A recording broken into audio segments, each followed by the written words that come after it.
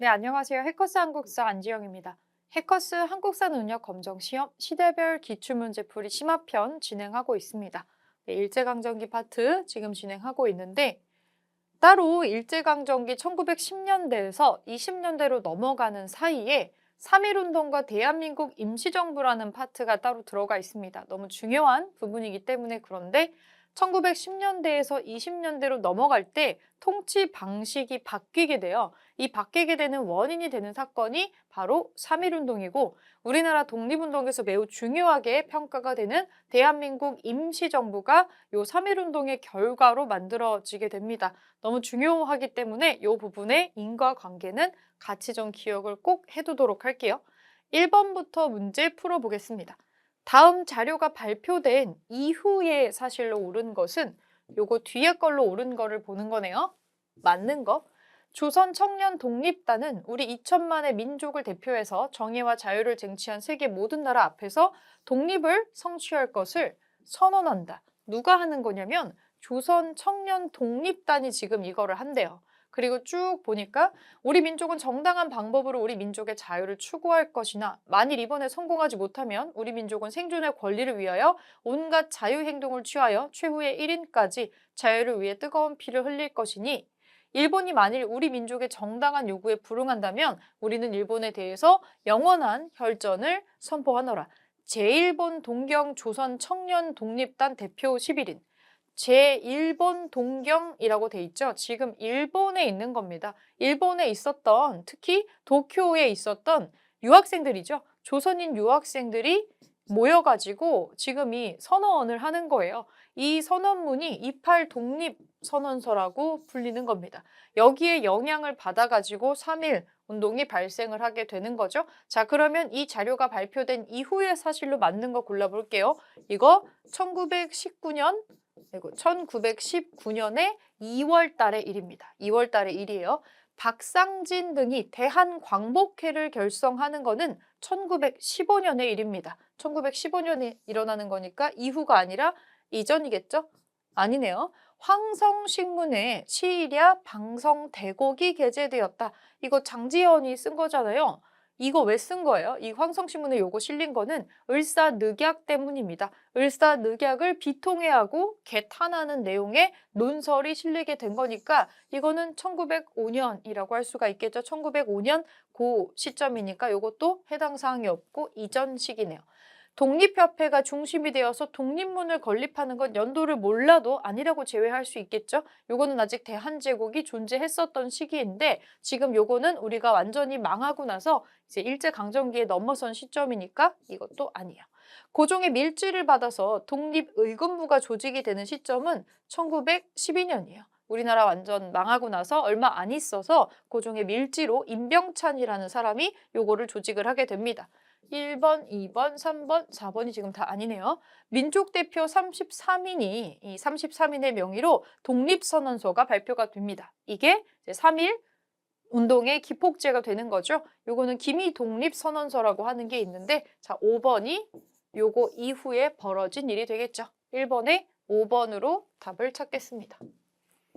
자, 2번 보겠습니다. 밑줄은 시위운동의 배경으로 가장 적절한 것은 육군 대신 그리고 발신 조선 헌병대 사령관이라고 되어 있네요. 오늘 1일 새벽 경성에서 조선 독립에 관한 선언서를 발견을 했대요. 1일이래요, 1일. 3월 1일이 아닐까 생각을 해볼 수가 있겠고 조선 독립에 관한 선언서라는 점에서도 기미독립선언서 연상할 수 있겠죠. 위 선언서는 천도교, 기독교 신도들의 서명이 있었는데 이 3.1운동의 가장 두드러진 특징은 종교계 지도자들이 다수가 참여했다라는 점입니다. 그 내용이 지금 여기에 나와 있고요. 자, 쭉 보니까 오후 2시에 이르러 중학 정도의 학생 약 1000명이 모이자 민중이 이에 어울려서 시내를 행진하고 시위운동을 시작함. 이제 탑골공원에서 선언문을 낭독을 하고 가도행진을 시작하는 시점이네요. 그래서 지금 그 내용을 일본이 내부에서 공유하는 내용에 이제 어떤 수신문이 들어가 있습니다. 자, 우리가 찾아야 되는 거 배경으로 가장 적절한 거 3.1운동이겠죠? 3.1운동의 배경으로 우리가 꼽을 수 있는 거 찾아볼게요. 간도 참변으로 민간인이 학살이 되는 거는 1920년대로 넘어가서 봉오동 전투, 청산리 전투 이런 거에 대한 보복으로 간도 참변이 발생을 하게 되는 거죠. 뒤에 나오는 일이고요. 상하이에서 국민대표회의가 개최가 되는 거는 1923년쯤인데 우리가 임시정부가 결성이 되고 나서 나중에 임시정부 내부에서 갈등이 일어나요. 이 갈등을 해결하기 위해서 개최가 됐었던 게 국민대표회의입니다. 요거의 뒤식이에요. 배경이 아니라 이후에 일어나는 일인 거죠. 언론사의 주도로 분화로도 운동이 전개가 되는 거는 동아일보가 했었던 일종의 문맹퇴치 운동인데 1930년대에 진행이 되는 겁니다.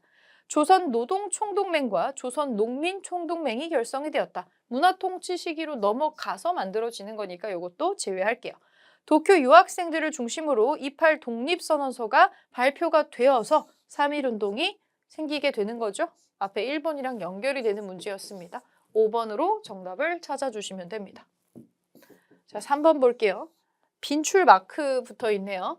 미출군 운동에 대한 설명으로 옳은 것은 이 자료는 고종의 인산위를 계기로 시작된 만세 운동에서 불렸던 독립가 전단입니다. 자, 고종의 인산위를 계기로 라고 되어 있죠. 3.1운동인 거 알 수가 있겠네요. 당시에 우리 민족은 독립선언서를 발표하고 대한독립 만세를 외치며 전국 각지와 해외 곳곳에서 시위를 이어나갔습니다. 그래서 지금 조선 독립에 관한 그런 내용의 운동 전단이 지금 나오고 있는데 노래 전단이 나오고 있는데요. 3.1운동에 대한 설명으로 맞는 것을 골라주시면 되겠습니다. 통감부의 방해와 탄압으로 중단이 될 수가 없죠. 이제 통감부 없잖아요. 통감부가 아니고 총독부라는 게 존재를 하는데 통감부의 방해와 탄압으로 중단이 됐었던 거는 국채보상운동이라고 있었죠. 국채보상운동. 이건 해당 사항이 없고 천도교 소년회가 창립된 이후에 본격화가 되는 건 소년운동입니다. 소년운동. 3.1운동이 아니라 일제가 이른바 문화통치를 실시하는 배경이 되죠. 10년 가까이 무시무시한 방식으로 공포정치, 무단정치를 했는데도 그렇게 통치를 했는데도 사람들이 포기하지 않고 오히려 무기도 없이 평화적인 방식으로 가두행진을 수백만 명이 참여를 하게 됩니다. 여기에서 조금 놀라기도 했겠고 얘네는 채찍만 하니까 잘 안 되네? 라는 생각을 하게 됩니다. 그래서 통치의 방식을 대대적으로 바꾼다고 홍보를 하고 문화통치라고 불렀지만 실제 문화통치가 된 거는 아니에요. 이거는 약간 조사모사 같은 그런 거였다고 생각하시면 되고 문화 통치를 하겠다고 말은 했지만 실제로 문화적으로 통치를 한 거는 하나도 없다라는 게 핵심이고요. 오히려 우리의 말을 들으면 괜찮아 라고 이렇게 당근을 주는 것처럼 액션을 취해서 친일파를 양성을 하고 우리 내부를 이간질시키려는 목적을 가지고 있었다고 보는 게 더 맞겠죠. 네, 우선 3번을 정답으로는 골라주시고요. 나머지 오답 볼게요. 성진회와 각 학교 독서회에 의해서 전국으로 확산이 되었다. 이거 광주에 있었던 겁니다. 이거는 광주 학생 항일 운동에 관련된 내용이고요. 시위를 준비하는 과정에서 사회주의자들이 대거 검거되었다. 요거 60만세 운동에 해당하는 내용입니다. 그래서 우리가 3.1운동 관련된 거 3번으로 찾아주시면 되겠네요. 자, 4번.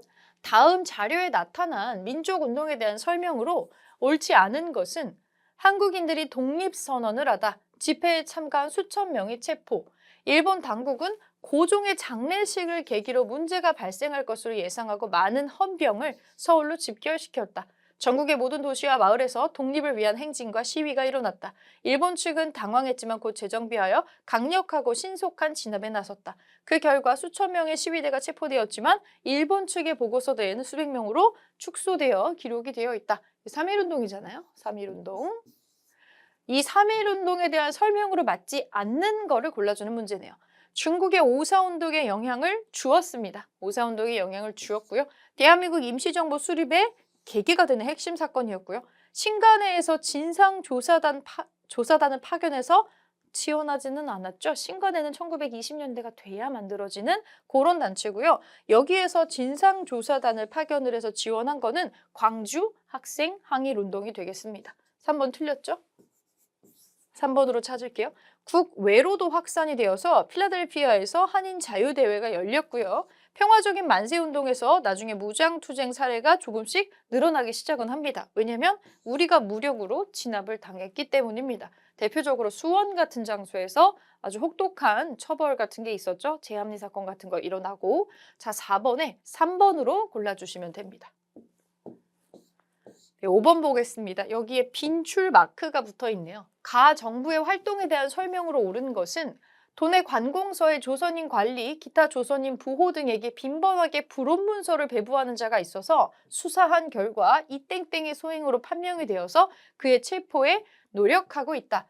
그는 이 가 정부의 교통부 차장과 재무부 총장 등으로부터 여러 가지 명령을 받았다. 조선에 돌아가서 인쇄물을 뿌리는 등 인심을 교란하는 동시에 요 정부가 발행한 독립공채를 판매하는 한편 조선 내부와의 연락 및 기타 기관을 충분히 갖추게 하는 것 등이었다. 고등경찰 요사라고 나옵니다. 독립공채라는 핵심적인 힌트가 들어가서 이거 임시정부구나.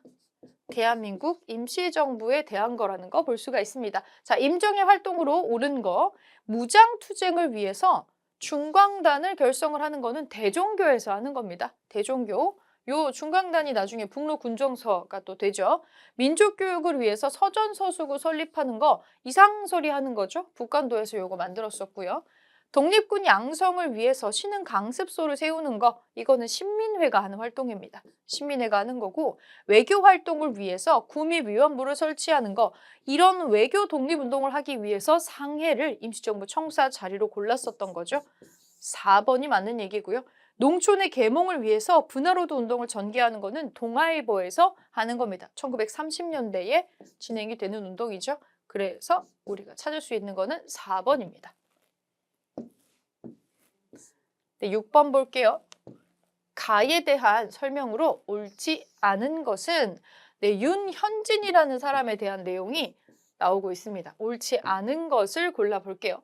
경상남도 양산 출신으로 어린 시절 한학과 신학문을 배웠다.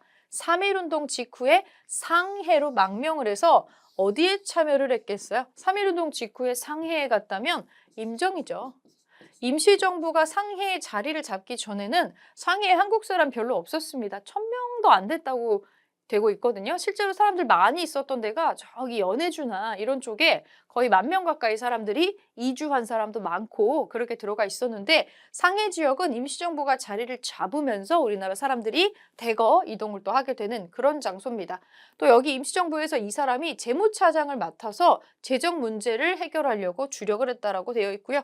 국내에서의 군사 및 선전 활동을 위해서 의용단을 조직하기도 하고 안창호와 함께 임정의 운영에 힘쓰다가 굉장히 안타깝게도 과로로 젊은 나이에 순국을 했다라고 나와 있습니다. 30도 안 되는 갓 넘기는 그 나이에 사망을 한 것으로 지금 연도가 나와 있는 거를 여러분들이 볼 수가 있네요. 자, 그러면 임시정부에 대한 설명으로 옳지 않은 거 뭔지 한번 찾아볼게요.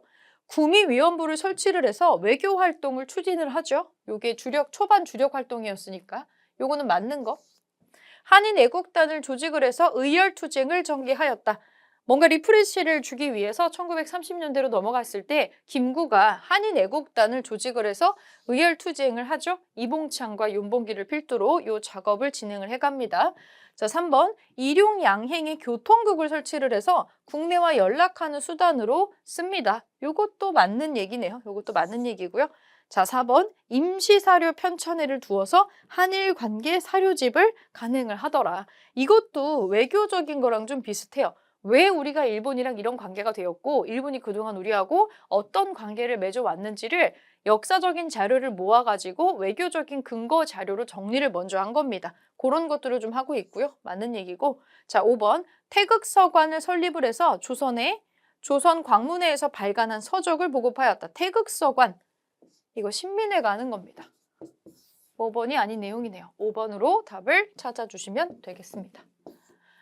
네, 7번을 보겠습니다. 밑줄군 회의에 대한 설명으로 옳은 것은 본 회의는 2천만 민중의 공의를 지키는 국민적 대회합으로서 최고의 권위에 의해서 국민의 완전한 통일을 견고하게 하며 광복대업의 근본 방침을 수립하고 이 회의 왜 하냐면 광복대업의 근본 방침을 여기서 정할 거다. 이로써 우리 민족의 자유를 만회하고 독립을 완성하기를 기도하면서 이에 선언하더라. 또 힌트 나오죠.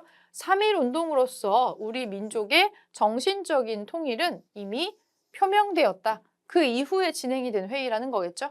본 대표들은 국민이 위탁한 사명을 받아 국민적 대단결을 힘써 도모하며 독립 전도의 대방책을 확립해서 통일적인 기관 하에서 대협을 기성하려 한다. 국민대표회의입니다. 국민대표회의.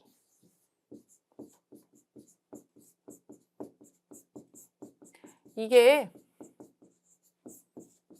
국민대표회의가 1923년에 개최가 되는 건데 1919년에 3.1운동이 터지고 나서 바로 그 한 달 정도 있다가 이 대한민국 임시정부가 만들어지게 됩니다. 그래서 상해를 중심으로 해서 거기를 중심지로 활동을 하게 되는데 나중에 이제 우리 임시정부에는 원래 대통령직은 없었지만 나중엔 대통령이라고 묘사를 하기도 해요. 이승만을 필두로 하는 대표자를 선출해 놨었는데 이승만은 주로 하와이를 중심으로 하는 미주 지역에서 활동을 하고 있었거든요. 좀 떨어져 있었더란 얘기죠. 그런데 이렇게 떨어져 있었던 당시에 상해에 있었던 임시정부 요인들하고 긴밀하게 막 얘기를 하고서 뭔가를 진행시키는 게 아니라 그냥 이승만이 혼자서 독단으로 결정하는 것들이 좀 많았다고 추정이 됩니다. 이 내부의 갈등이 점점 짙어지게 되는 건데 여기에서 사람들이 이제 대거 이탈하는 사건이 벌어졌던 게 이승만의 아주 독선적인 활동들이 있었지만 그중에서도 우리가 초반에 임시정부를 만들었을 때에는 대통령이라는 그 프레지던트라는 직함을 쓰지 않았어요.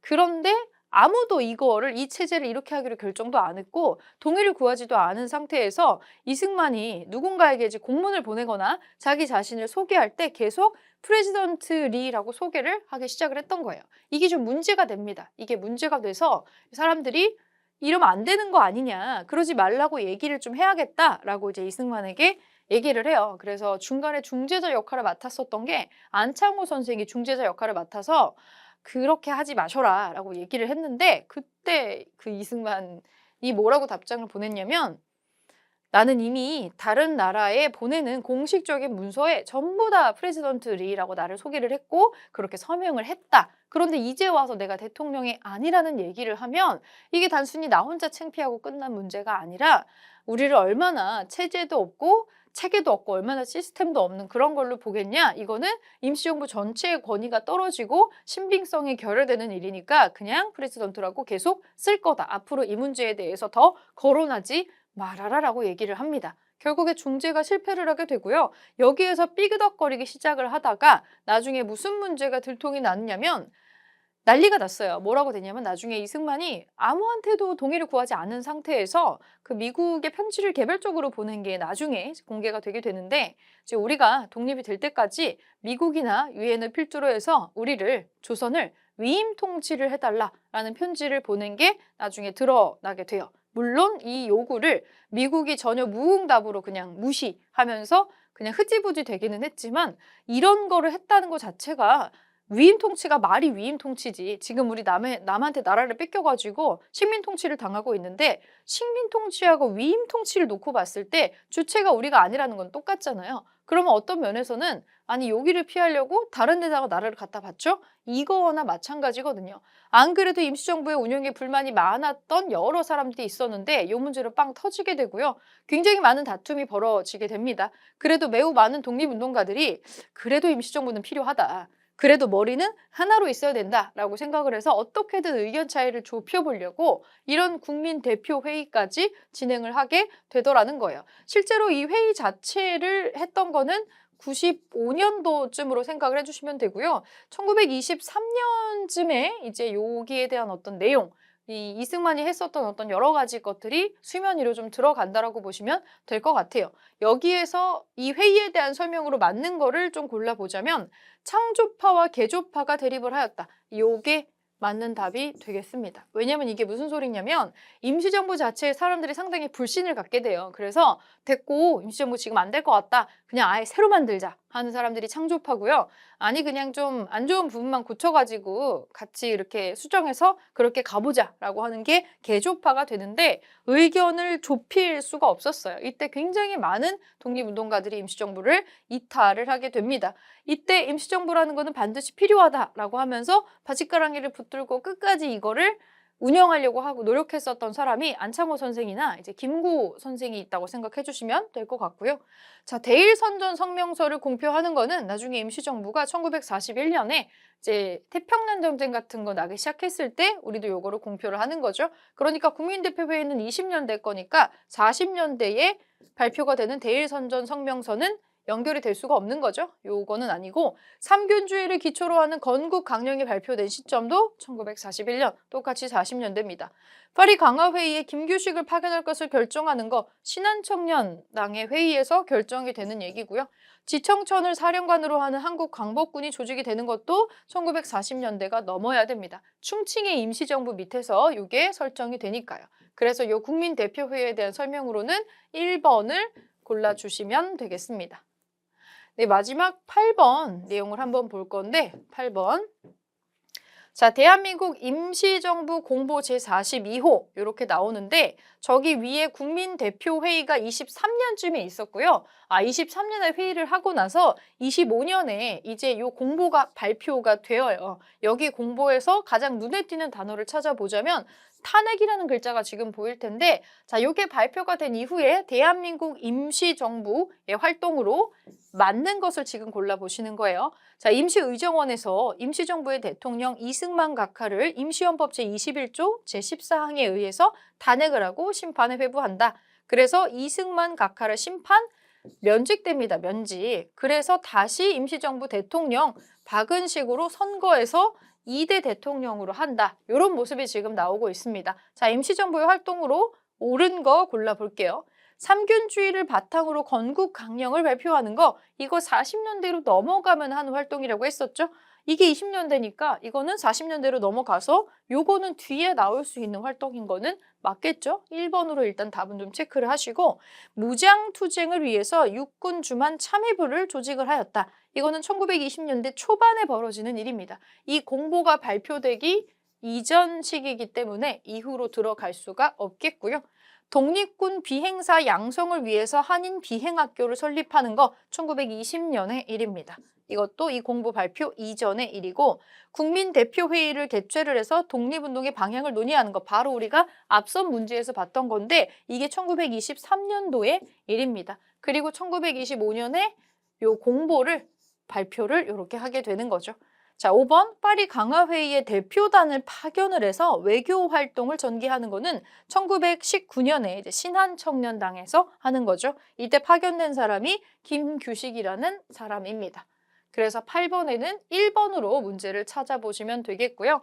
여기서 굉장히 어렵게 나오는 게 대한민국 임시정부 자체에 대한 내용하고 임시정부하고 임시정부가 혼란을 겪게 되어서 회의를 하는 와중에 전후에 무슨 일이 있었는가 주로 이런 거를 고난이도의 문제로 많이 물어보고 있습니다. 왜냐면 연도가 그렇게 크게 차이가 안 나기 때문인데 여러 가지의 평지 폭발을 겪는 과정에서 전후에 들어가는 걸 여러분들이 배치를 잘 하실 수가 있으셔야 돼요. 그래서 여기에만 연도 부분의 내용이 나오는 게 아니라 이 뒷시기에 1910년대, 20년대, 30년대, 40년대 이거 내용을 나올 때 문제는 어차피 전 시기가 다 섞여서 나오거든요. 그런데 임시정부는 너무 중요한 파트라서 임시정부가 순탄하게만 가지 않았기 때문에 처음에 만들어지고 위기를 겪고 다시 이제 리프레시가 돼서 사람들이 많이 모여들고 그리고 안정기에 접어들고 자, 우리 정부를 만들기 위해서 어떤 준비를 끝까지 했는가 여기까지 체크하는 문제들이 나오게 됩니다. 그래서 임시정부의 변천을 좀 시기별로 알아두시면 좋을 것 같아요.